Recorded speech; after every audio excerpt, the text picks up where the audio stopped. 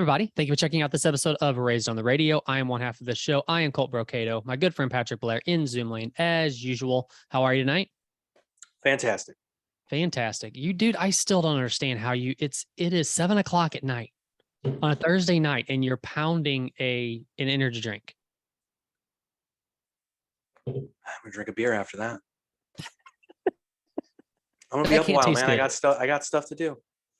Is Thursday night just your night to do stuff? Like to get stuff done? I get stuff done every night, bro. I keep it moving. I keep it pushing. That's how you live. That's how you live life. You just hustle and grind, right? That's all you do? That's right. This is a Gary V shirt I'm wearing. Yeah. No, I mean, yeah, I got to edit this show. I got to publish some articles. I got stuff to do, man. Yeah. You know, I'll be up a while and I'll be up at 5 a.m. That's insane. I said hustle and grind, and maybe you've seen the movie Hustle and Flow, right? I have. I kind of want to watch that again. I haven't seen it in a long time. It's a good one. It was a good movie. It's a good. Yeah. It's a good flick. What was the big track off of that? It's hard out here for a pimp. Oh yeah, the one that was actually in the movie. Okay. Yeah. Okay. Okay. Yeah. Okay. It is hard out here for a pimp. I assume it sounds like it. You got a 2-year-old kid and you're just hustling and grinding all night long. I don't get it. I don't see how you do it. Are you like 50? Either way. Music related though, the band Dayseeker. I seen that you posted on I seen it on Facebook. I think you posted a story about the new song Without Me that came out. I don't know much about the band. Have you been following them for a long time or just recently? I would say no, recently. So like their last record I really got into. That was from 2019, right? Yeah. It's got 4 or 5 songs on it that I'm really, really into. After that, they released a song called Neon Grave. Outstanding. Or it was like released as a single March of this year. Yeah, man. I before that, I kind of knew they kind of came in and out of my world a couple of times. And I just remember going, it's okay. And I never really did anything, but that last record was really good. And this new song, if the rest of the record's anything like it, I'm hooked. I'm a fan. That song's fantastic. That dude, they put together melodies better than any band I've heard in quite some time. And I kind of like the fact that this song they put out, they didn't get heavy. There was no screaming. The riff, it was still kind of chunky. Which they did on that last album. There was some heavy stuff on there. I mean, they used to be. Yeah, if you go back and listen to the old stuff, it was much more. So my big ish. Yeah. Okay. So that was going to be my question.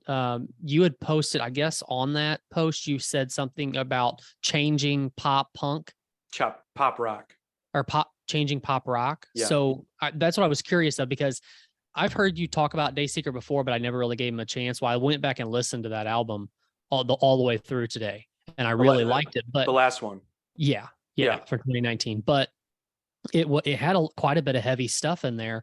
So that had me kind of confused when you said like pop rock. I was wondering, like, is there a such thing as like metal pop or anything like that? Like that's both heavy, but also has the melodies and stuff too. I've never heard that before. Bring Me the Horizon would definitely be one. Are they considered that? No, I don't know if anyone's necessarily considered that. And I mean, I just said, for me, that song it's pop music to me. And I'm not saying that to be insulting. Right. As you know, I love pop music. I just think it's great. The melodies and the way that he arranged his vocals, and just a really good fucking song, man. Yeah. I dig it. My only beef with them is they put out that, I don't know if I sent it to you, but I brought it up to you maybe a couple episodes back, but they did this like live at Sirius XM thing, and it was so fake. Like everything was tracks and you didn't know what was real and what was fake. And it was just kind of like, the song's great. It's fine, but just, I don't know if I could go see the band live if I know that that's what they're going to be. Well, fuck it. Who cares? I'd still see it. I don't give a shit. But are they? I mean, we've talked about the tracks thing before, and you said, do whatever. Like, as long as it sounds good, do whatever. Well, you're exactly right. Could it have just been for that event? Maybe that's why, or maybe, I don't know, maybe it was just is that in front of a lot of people, or is that just a live taping of something? It's one of those weird in studio You know, there's no one there. You're just playing in front of a camera. Okay. I hate those. Those have always been weird to me, but you have to do them. It's like it's obligation. Have you seen any live performances? Like, if you watched YouTube videos of I Dayseeker performing? have, so I did. There are not a lot out there. There are some fan made ones, but there's one that's really highly produced as well. Sounds a little bit fake, just the same. And I'm saying it's fake is the wrong way to put it, but you know, there are a lot of tracks to cover up the mess, which again, fine. I mean, that's 2022 music. You know, there are the purists of rock and metal, and they'll be like, that's, you know, they don't like it, but I think that dude's a really good vocalist, and I would love to just hear it without the tracks, just to see, like, how good are you live? Just Right. you know. But it's fine. It's fine. You can get over it. I mean, I would like to go see them if they show up here. I would go, but I would, if I had to guess, you get a lot of the same of what you see in that video that I'm describing. Pull it up. So look, again, I want to preface this real quick before you do it. This is a fantastic song. This is a really cool band. But Which I haven't heard this song yet, so I'm kind of excited to hear it. Cool. Let's jam it. Let's vibe. Okay.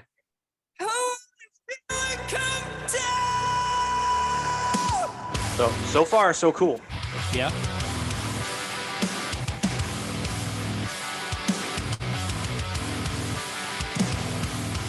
Fading fire, see the sky begin to fall apart. I know you're tired, but you can't keep running. Terrified, I won't see you on the other side. Okay, pause it real quick. Okay. You see what I'm saying about that, right? Those vocals. Yeah. They're too pristine. Perfect. Yeah, perfect. Yeah. Imperfect's not even the right word to use, because there are singers who sing perfectly. Like, that's just pristine. Like, it sounds like it's not human. You know? Okay. But go on. It's still awesome. I mean, do you mean it sounds like they're doing a live performance, but it sounds like it's straight off the album? Like, I mean, this is supposed to be a what I live mean. performance, but again, but this is also, like, a lot of times people go, well, it's an in studio, so they're running it through compression and, you know, filters, and they have tracks going, and they're whatever. Go ahead. But you see what I'm saying, though, right? Yeah. Yeah. Like, we haven't even made it to we're 37 seconds in, and already you feel like, okay, well, still good, but I mean, I know I'm going back to the same thing that I say a lot, and you a lot of times don't agree with me, but is it the musician in you that is doing that? Because I don't most know. people, you know, the normal everyday fan probably isn't noticing that. They're probably just like, this sounds really good. You think so? They're probably not like, oh, that's too perfect, I don't like it. Okay, go on. We'll discuss that after we listen to the whole thing, I guess. Okay, here we go. Can't keep running. I wanna know the way it feels. You cheated death, but now it's real. Eyes roll back. Can heaven fall into my lonely eye? 'Cause I swear I know you won't return. I have to say, for one, that's a pretty impressive curl across that guy's face. What? The guitarist, that one hair curl that goes all the way across his face. How is that what you're paying attention to? I don't know. That, and also there's a certain is there a certain kind of dude that wears that earring that the lead singer has, the long dangly one? That's different, right? The Barry Bonds. Yeah, it's I didn't think about that. It's popular right now. Oh, is it? Yeah, a lot of people do it. I mean, Machine Gun Okay. Kelly wears it. There's someone we know in a band from here that does it, but I won't say. Really? Okay. Yeah. Okay. But so again, I want to go back to these vocals. Those are powerful, powerful fucking vocals, man. Like, For sure. that dude is wailing. Mhm. And I just want it to not be so perfect or pristine or whatever word you want to use. Again, it sounds awesome. And I know what he's doing. You know what I mean? I know that dude's fucking digging deep. Even if he isn't doing it live right now, when he had to do those in the studio. So I know, like, he had to dig deep to hit those. He's got a powerful voice. But I wonder what their live performance is like outside of something like this. Like if they're actually on stage in front of a crowd, like if he's moving around a lot or anything like that. Because of course, then it's not going to be near like this. But I wonder From what how, I've seen, he doesn't move much. so I wonder how close he actually gets to this without tracks. I don't know. If he just stands in one spot most of the time. He definitely does. The live videos that I've seen, he doesn't move much. He's very much in his, and he's got his bubble is that mic stand, and yeah, he doesn't. They don't move that much either. They're very much a kind of like stationary, like, which again, I don't hate it. I prefer to see people go ape shit on stage, Right. but go on. Sorry. Okay, you're good. Here we go. It's a great fucking song. Yeah.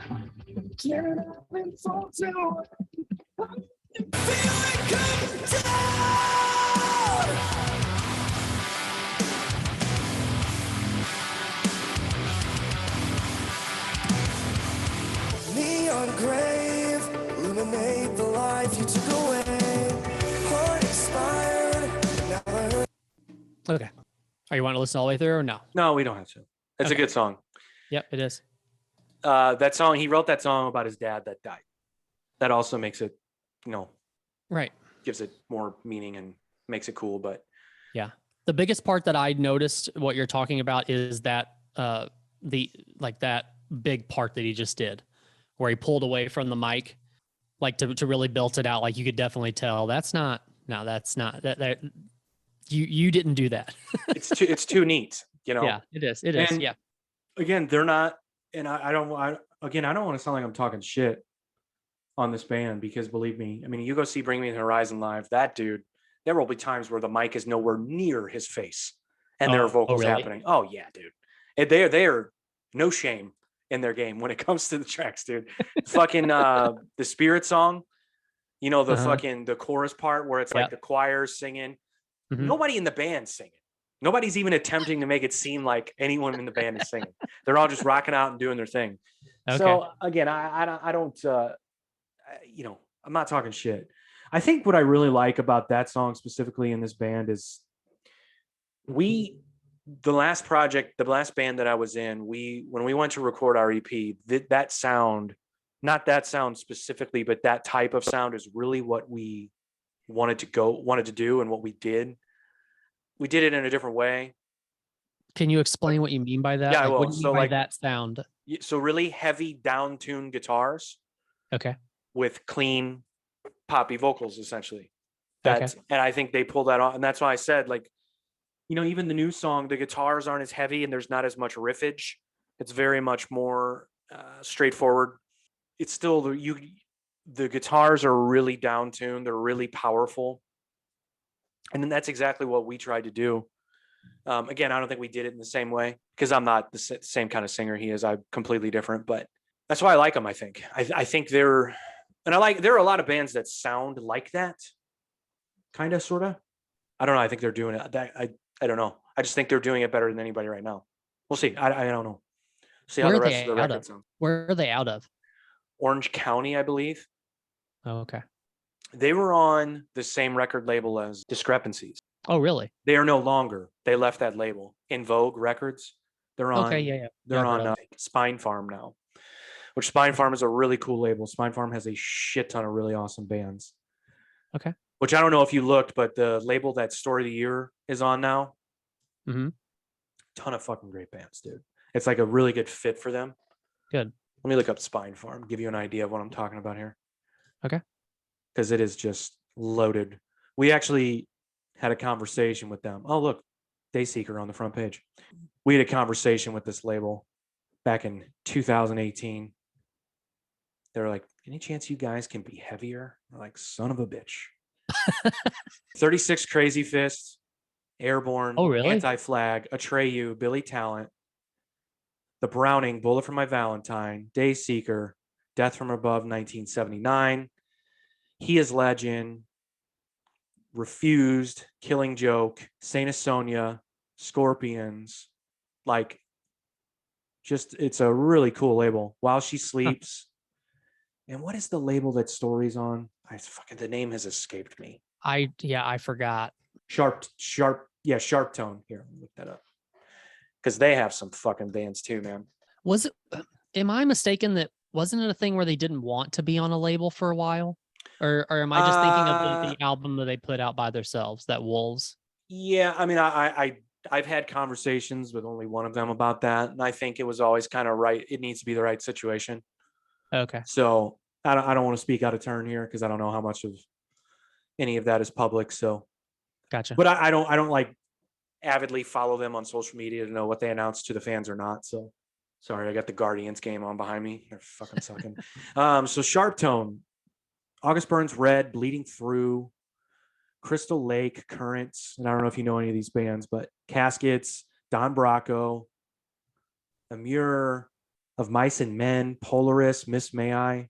So like all like just a ton of Stepson. Have you heard Stepson? Uh-uh. I think you'd like them. Okay. Story of the Year. It's a really good label. So good for them. Yeah. Anyway, but yeah, the Dayseeker, I think what I'm really digging about them is just because I was like, I did that. Nobody heard it, but I did that. Like, and that's the thing, dude. Like, it's kind of funny. Like, I know I always joke with you, like, I can't be in a room if my music's on. But just know that when I make music, I really think about like, would I actually listen to this? I try to put myself into the listener's shoes and be like, would I actually put this on and would I jam it? So like that record specifically that I, said is kind of like the Dayseeker type model. I listen to that. Okay. I don't force other people to listen to it with me. I'm not a shithead, but I mean, I listen to it. It's got some of the best. It's got some of my favorite stuff that I've ever been a part of. Yeah. And it's just, but it also, it's the most production I've ever been a part of. So yeah, I know I joke about that often, but. Well, I mean, I would imagine for any artist, you've got, I don't know, you have to be able to listen to what you put out. Like if you can't, there are many people that don't, man. Trust me. I'm not alone in this. That's just crazy to me, I guess. Like that. Have you ever heard a stand-up comedian be like, I can't watch myself? Now, see, I was trying to think of something to compare it to. I was thinking of something like that, or somebody who we've talked about some TV shows in the past where, people who were in that show never watched an episode of that show.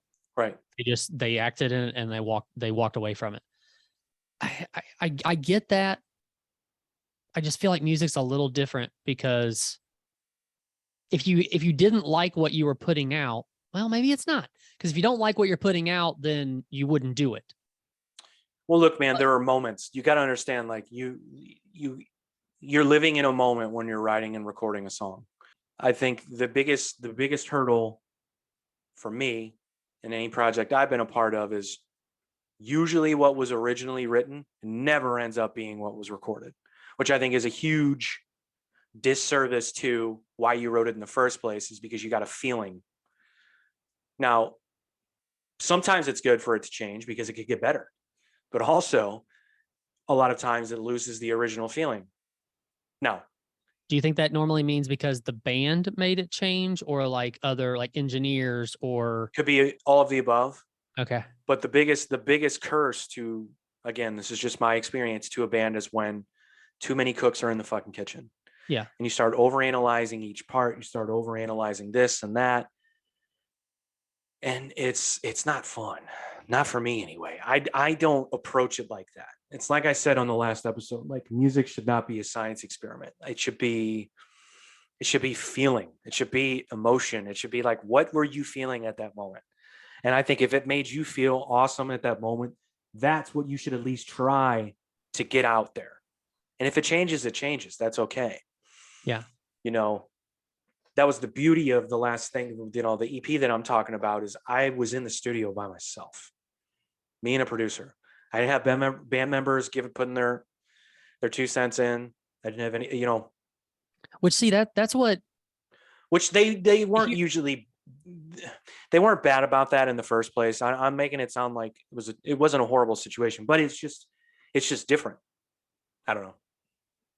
Well, I'm thinking back to the conversation that we had with Inimical Drive when we had Nick and Joel on the show, and they were talking about how all the guys in the band just went for like 5 days, and it was just them writing and putting the music together and all that. And now you're kind of talking about like, it was better for me to just be me in there, not having to deal with the, 5 other people like changing things or putting their input on things or anything like that. But like you said, sometimes it's good that it changes. So they're having the input from those people definitely can help, I'm sure, but it can also hurt. I can see both sides of it. Yeah, I mean, this is all anecdotal. There are different ways to doing it. Mhm. I think, and again, I personally have never been a part of a band where there was like a songwriter in the band, and then everyone else just kind of played what that person wrote. But that's the case in a lot of bands. 1 or 2 people at the most, and then you show up and they go, "Here's the song, learn it." And I've never been a part of that, but also I've never been a dictator. I've never been like, "Hey, I wrote a song. Here's how we should play it." Which is what's great. Would you really feel like you're a massive part of a band if you just show up to do it the way you're told to do it? I mean, if you're playing to fucking 10,000 people on a nightly basis, I'm sure you get over it real quick. Yeah, I guess. I would. I think isn't that the story? Isn't that the story behind Tool? Doesn't Maynard? I'm pretty sure Maynard just shows up whenever they're ready for him to sing vocals, and that's it. What a good guy. What a good friend. Yeah. Fucking weirdo. Yeah, I just don't like Tool. I just can't. That makes me dislike it even more if that's true. I would have to look it up, but I'm pretty sure. Did I hear that? That would not surprise me. It sounds like something. I think I heard that on the Rogan episode. It sounds like something he would. Yeah. Well, that's again to what we were just talking about. Like, I just went into the studio last weekend to start on a song, and I was laying down all the guitars, and I was like, man, it never used to be this way. Like, I told Gerald, the guy that I work with, I was like, he was like, I basically sent him just like a little quick demo I recorded on my phone of the structure of the song that I had and where my vision was at. And it was a lot of riffs that I've had for a while. But when I got in there, he's like, yeah, this is like a rocker. I'm like, yeah, that's kind of where I'm going with it. He's like, it's cool, man. And I was like, yeah, thanks. And so I was just like, yeah, believe me, I never would have showed this to any of my band members ever. He's like, why? He's like, they wouldn't have. There are a multitude of reasons why, but it just wouldn't have. I know it wouldn't have transpired. It wouldn't have been a song.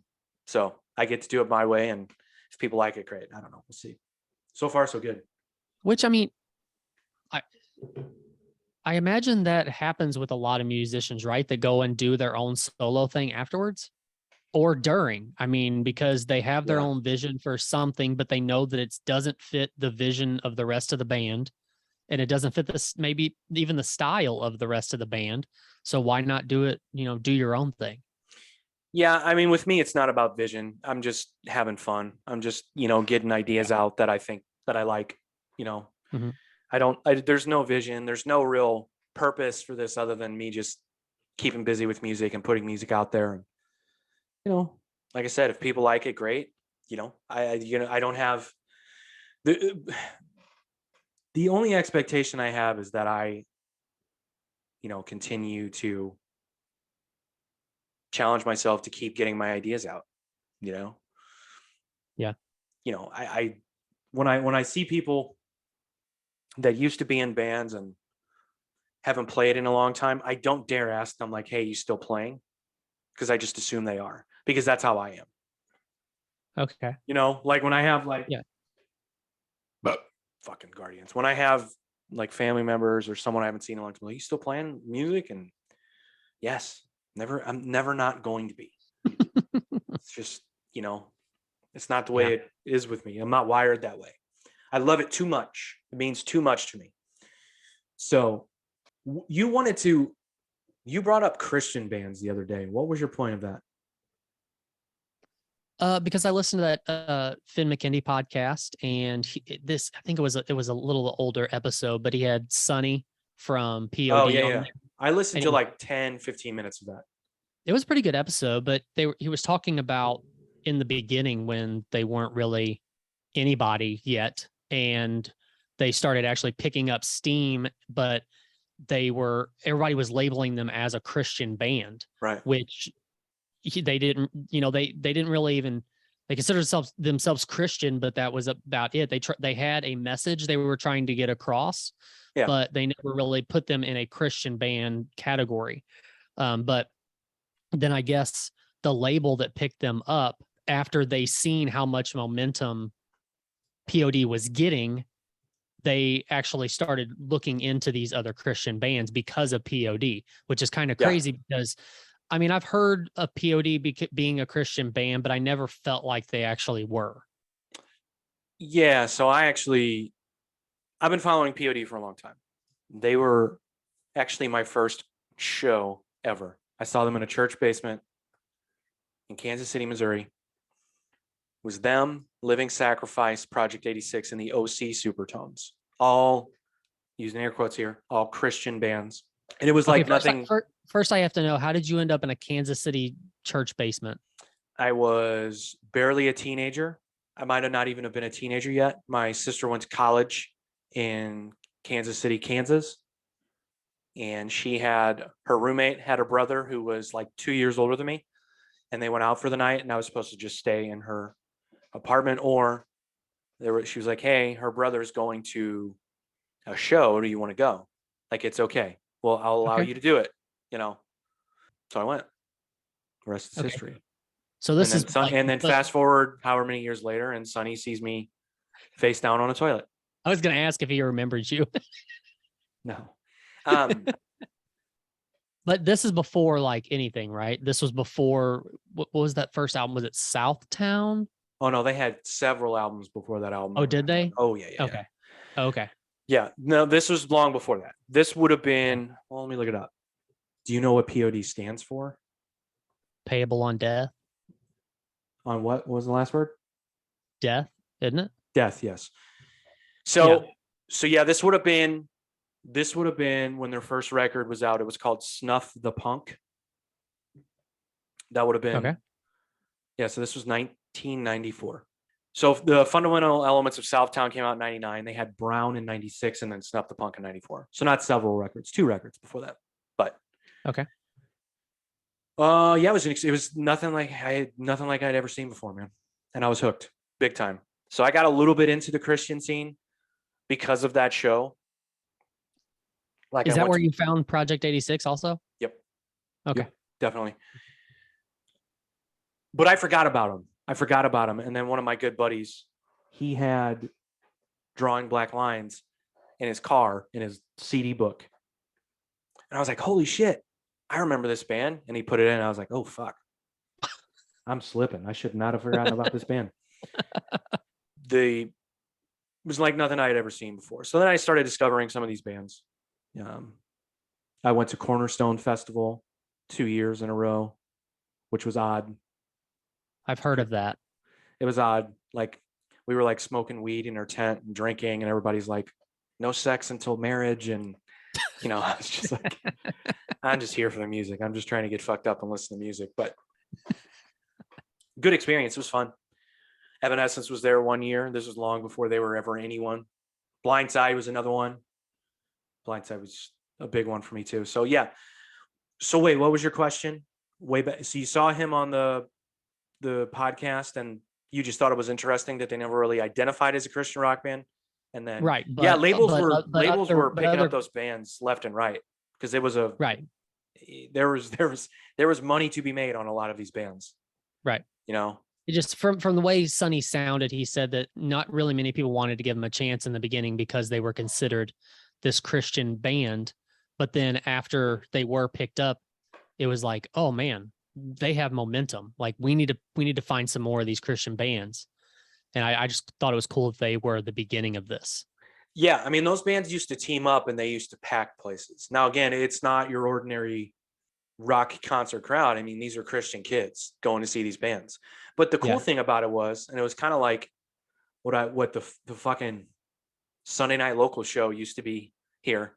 Just bands from every genre, but they all got Yeah. along. They weren't competing. There was none of this nonsense. You know, the show that I'm talking about, so it was POD. You know what POD sounds like.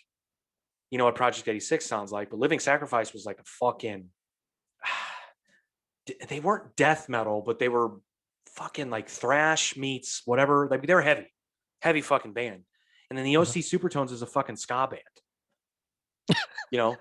So like it's just all over the place. And it was Yeah. fucking fun, man. And you didn't like there were no like metal kids being like, oh, ska. And there were no ska kids being like, fucking metalheads. Like everybody was just having a good time together. So it's very cool. And then I started going to like punk shows here in town, and everybody hated each other. And I was like, whoa, what happened? Why is everyone so upset? Like, why is everyone like young and dumb? Did you figure out the answer to that? People suck. Oh, okay. Bands suck. Especially from this shithole. Just kidding. I love everybody. Uh-huh. Do you think it's still happening? You think there's What? you think there's a lot of that? People. I don't know, man. I got a couple of guys that want to play this stuff. I'll play a show and I'll let you know. I don't know. Hang on, what?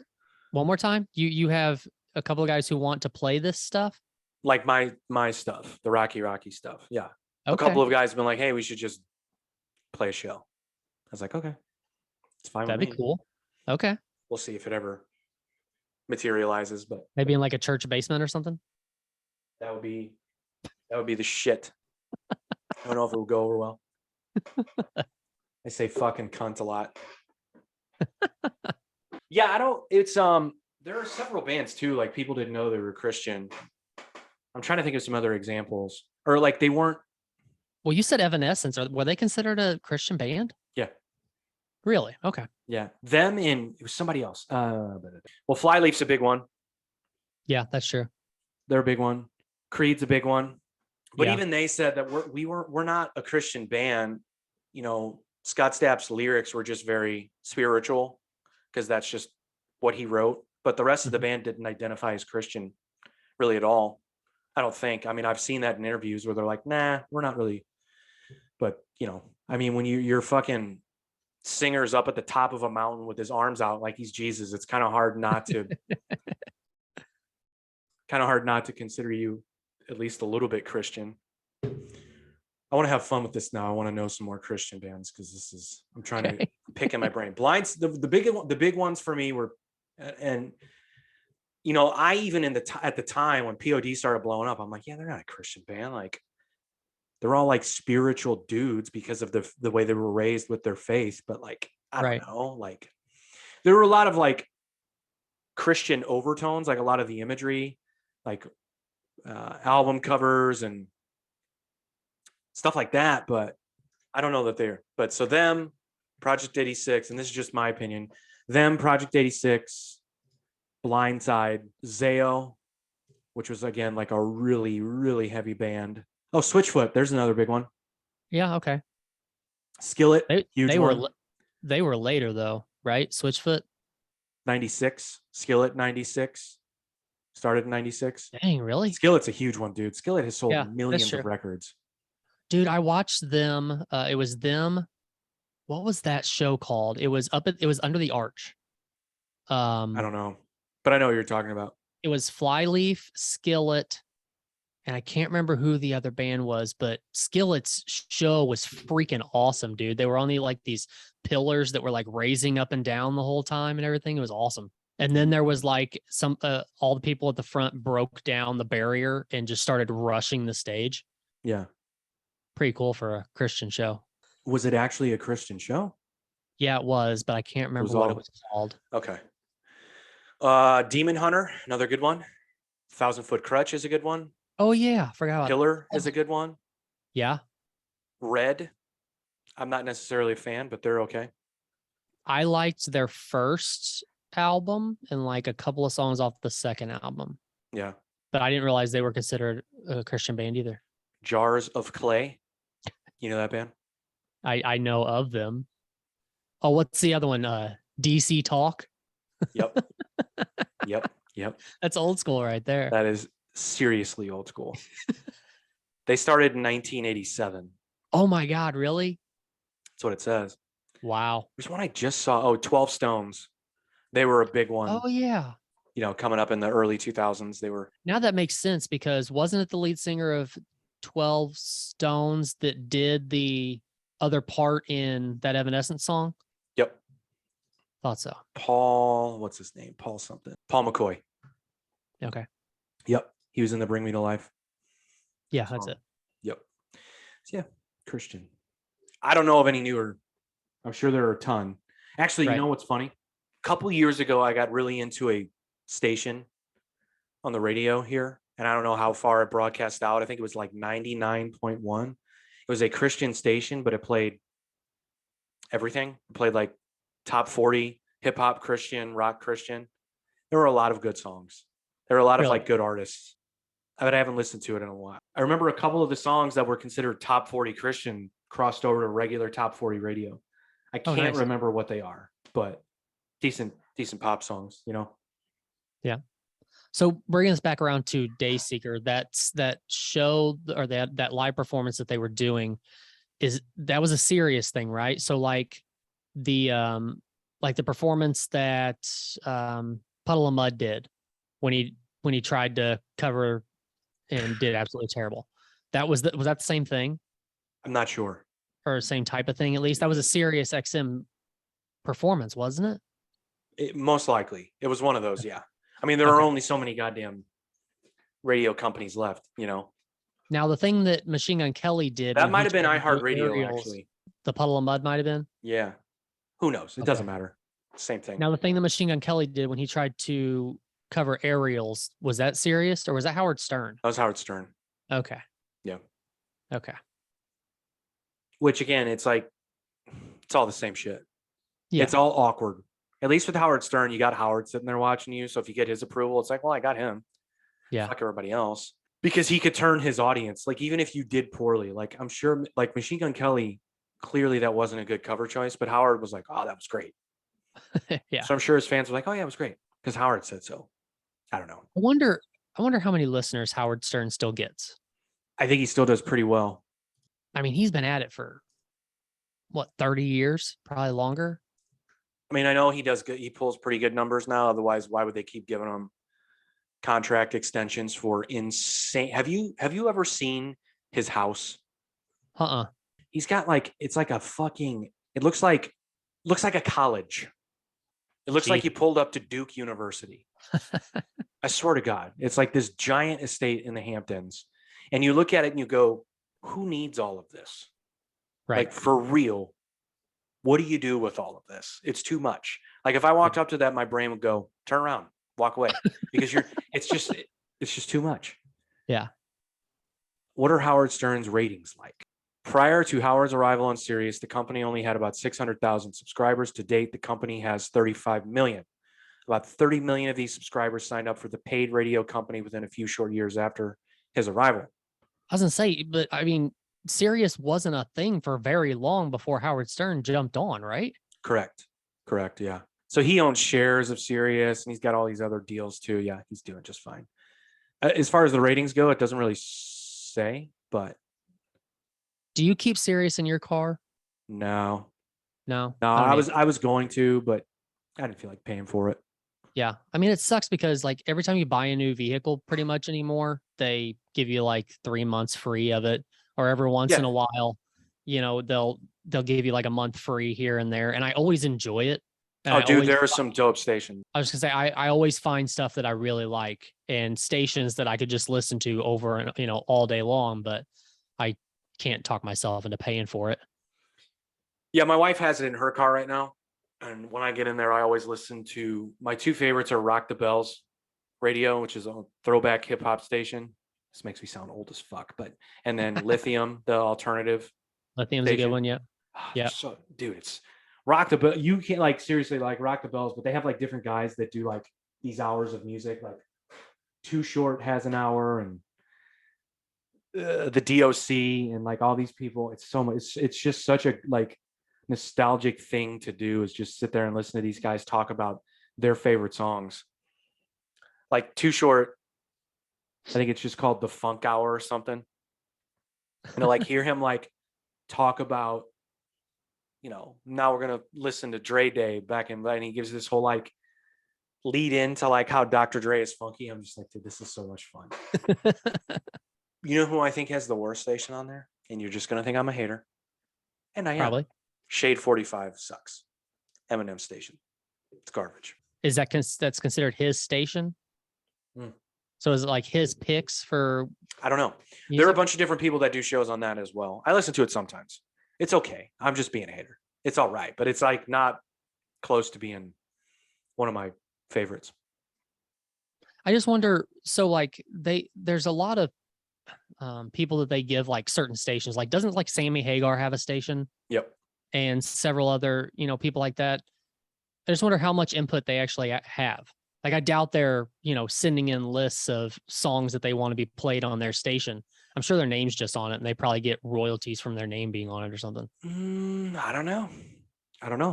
It's a good question. You know who's Jose Mangan is on it. Like, he's on Octane. Like Shinedown had their own station for like 2 weeks or something on Octane.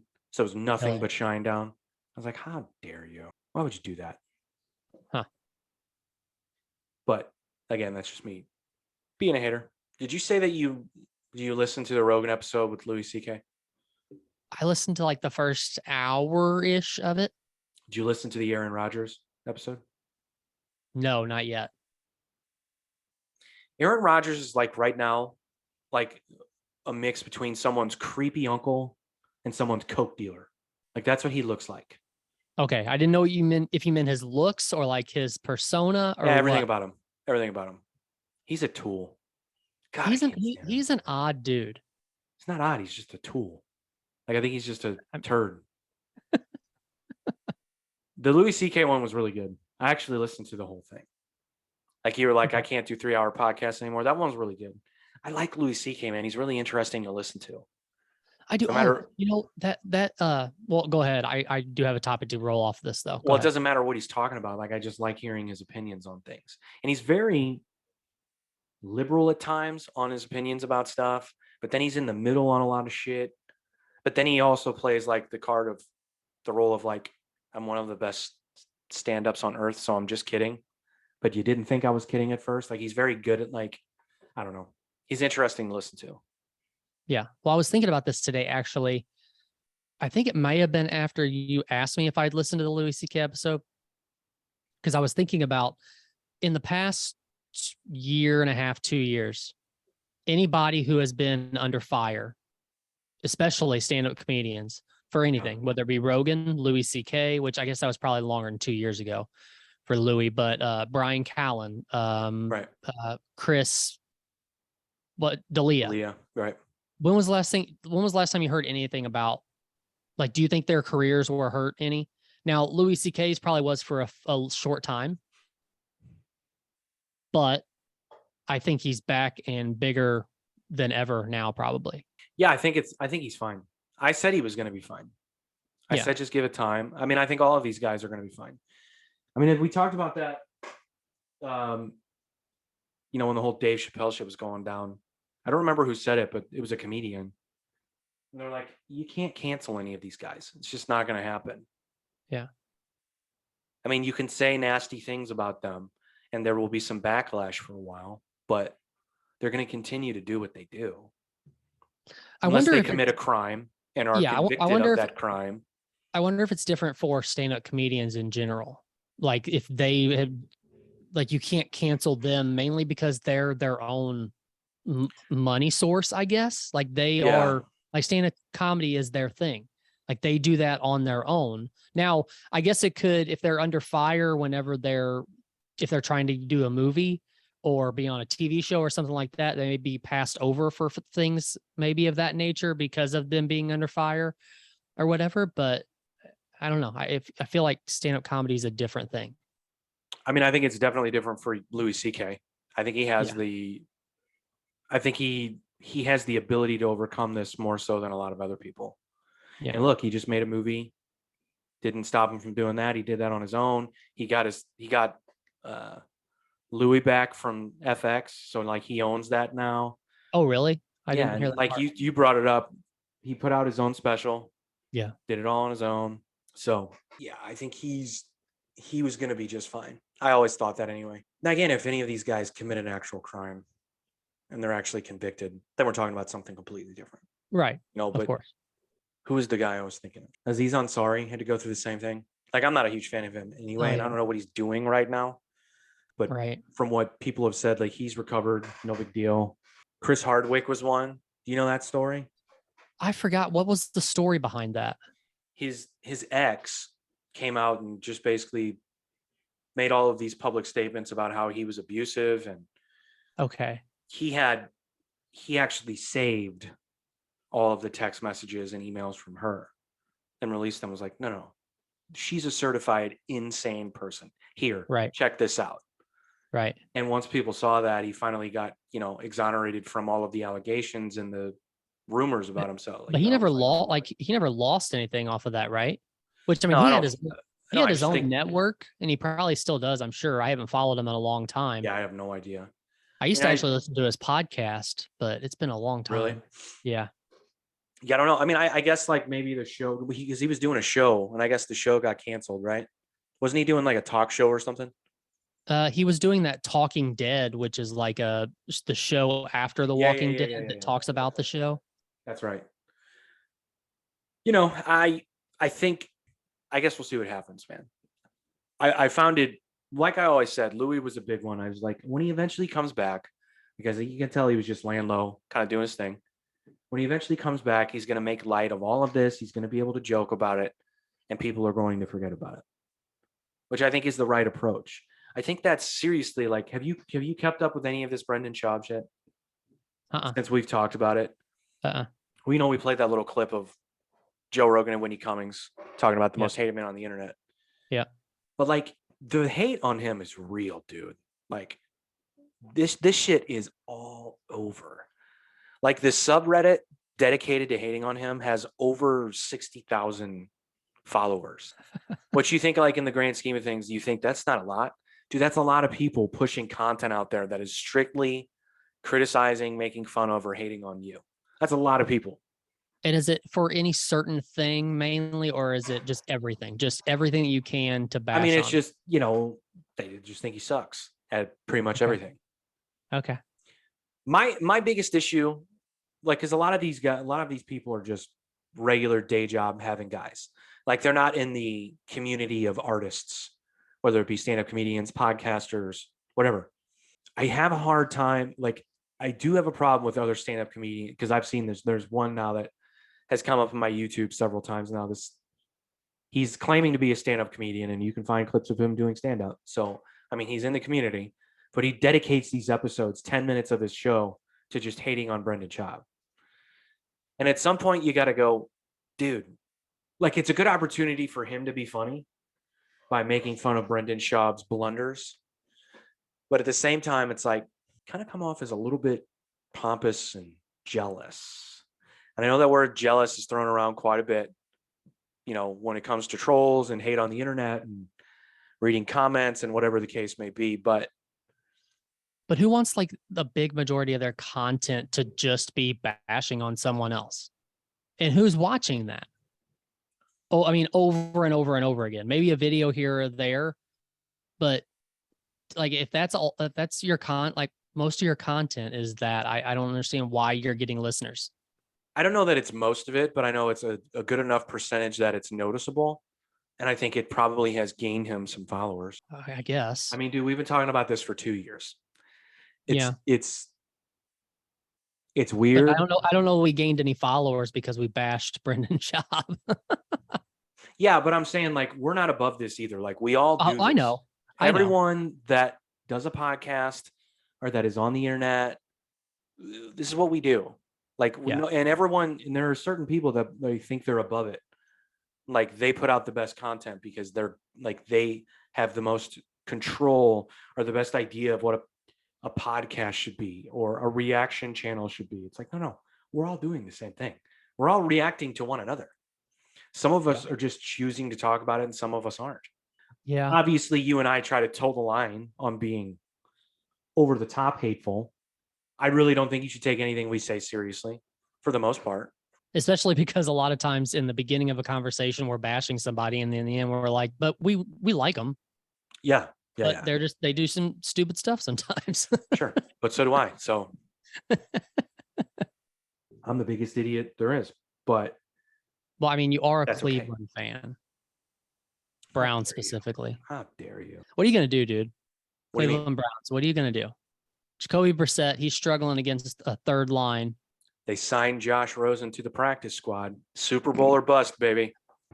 You may have already busted. Someone posted the video of when Josh Rosen got drafted. He got taken 10th overall.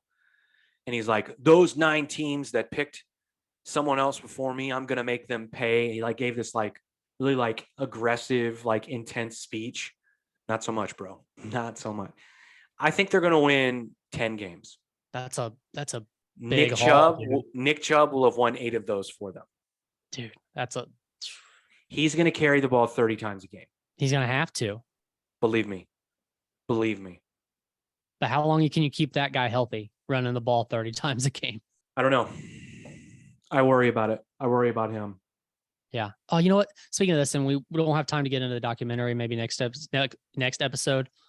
But I was looking at in that new Manti Te'o documentary. Yep.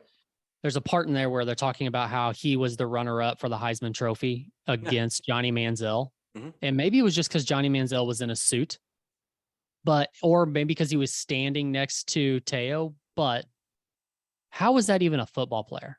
He's not a big guy. He is not big at all. I think he's smaller than me. He's a good athlete, but no, not a big guy. I Yeah. think he's 5'10". He's like my size.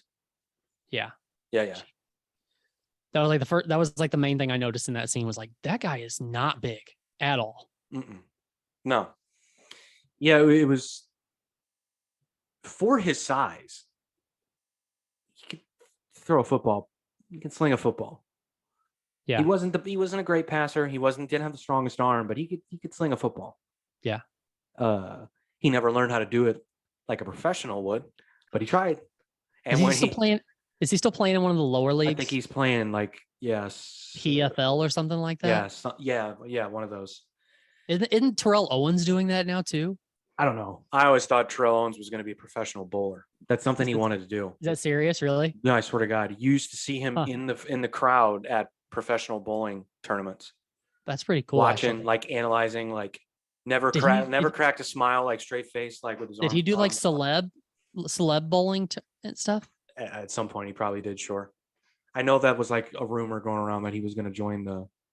I got a kick, which I used to bowl anyways, but I got a kick out of watching some of those celeb tournaments, watching Kevin Hart and guys like that bowl is pretty funny.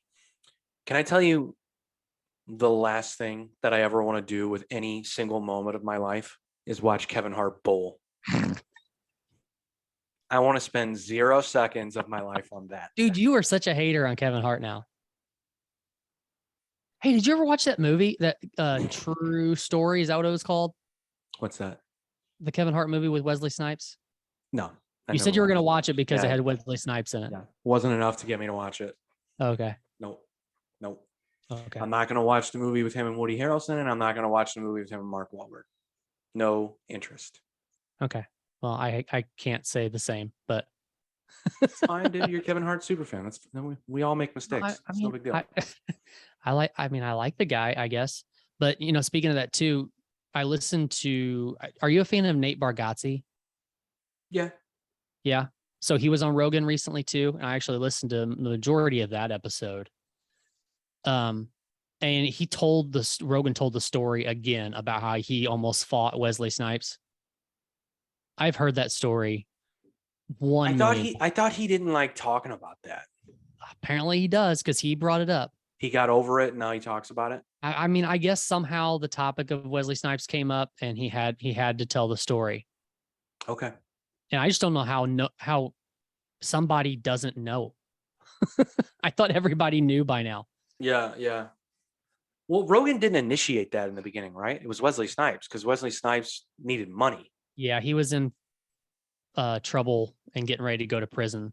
Yeah. Because tax evasion or something like that. Oh, yeah. He wasn't paying Big Brother. anything. Yeah. Yeah. Didn't Will Smith have that same issue? Like when he started Fresh Prince of Bel-Air, I want to say like all the money he made for the first couple of seasons of that went towards keeping him out of prison. I've never heard that. Maybe I'm That's wrong. I'm strange. pretty sure though. It's possible. It's possible. Yeah, maybe I'm talking out of my ass, and I'm not going to research it. So Yeah, me neither. I don't care. that anybody much. listening can Yeah, go yeah. check yourself. Go ahead and Google that if you're listening, because I don't fucking care. I saw Nate Bargatze at the Funny Bone in like 2010. And like thinking about that versus who he is now, like how successful he is and how big he is, like it's kind of crazy. I didn't know who he was either. My roommate at the time was like, "Hey, we're going to see Nate Bargatze at the Funny Bone." I'm like, "Who? What?" It's like this comedian. I guess he was like, I don't know. He was in some adult cartoon or did the voice in some adult cartoon. Maybe. That's how my roommate knew about it. He was into all that nerdy shit. It's like, sure, I'll go check him out. He was funny. Which I mean, I bet there's a lot of people now who still, if you say Nate Bargatze, they're like, "Who are you talking about?" Yeah, he is definitely a lot more successful than he was in 2010. But I bet there's a lot of people out there who don't know him. yeah. The problem is too, and you would think like, well, he was on Netflix, but like, how many people just scroll through that and don't pay attention? Exactly. Because there's so much there. Yeah. You know what I mean? Like, there's just so much there. Which You're I mean, gonna that's becoming the issue for everyone now too. I hear people talk about this all the time about how there's just too much content to consume now, because it's not. I mean, and that's just on one streaming platform. I mean, there's 18 of them, and you have, and for a lot of things, you have to have a certain streaming platform just to get a certain show and all that kind of stuff. Right. Yeah, I don't know that I don't know if it's too much as it's like, I remember that Netflix used to be categorized better. Yeah. And I don't know why they got away from that. I really think they need to go back to that model where they put everything into a specific category. I mean, really specific, not just like action movies. It was like action movies of this specific genre. And like, I don't know. I just feel like when I first started watching Netflix, it was different, but Let's go back and get some action, live it up and get damaged. Yes, we want this